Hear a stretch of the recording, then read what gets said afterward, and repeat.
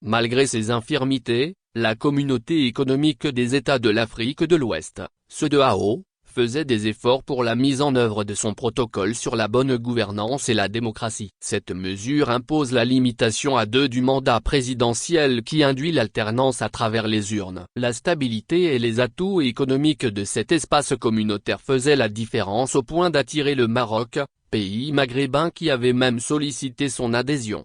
Mais dans le lot des mauvais élèves de la classe figure la Gambie jusqu'au départ forcé de Yahya Jammeh en 2016 et le Togo de Faure Gnassingbé qui opposait une résistance morbide. C'est d'ailleurs le Togo, seul pays ayant refusé de signer ce protocole additionnel qui finit par faire voler en éclats cet idéal commun.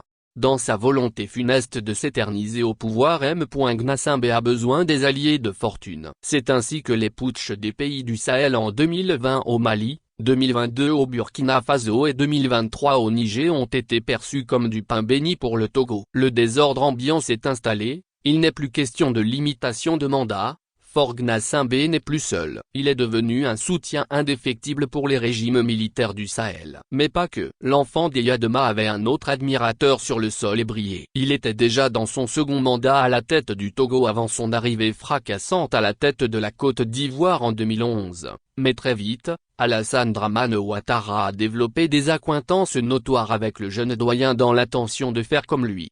Malgré toutes ses promesses antérieures, le président ivoirien a déclaré béatement le 29 juillet qu'il est candidat pour l'élection présidentielle du 25 octobre 2025.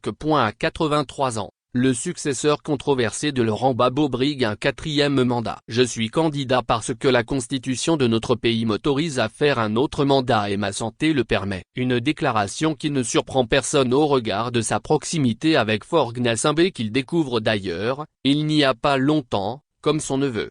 À ce jour, par les rodomontades de Faure, Ouattara et compagnie du Sahel, la démocratie a pris son coup de grâce en Afrique de l'Ouest aux grandes dames des populations. Pendant que le président béninois Patrice Talon, 67 ans, après 2 mandats déclare avoir vieilli pour faire un autre mandat, Ouattara, 83 ans, compte sur sa bonne santé pour un nouveau mandat de 5 ans. C'est cela aussi le pédigré des satrapes sous les tropiques. Honoré à 8 sources. Le Correcteur. Actualité.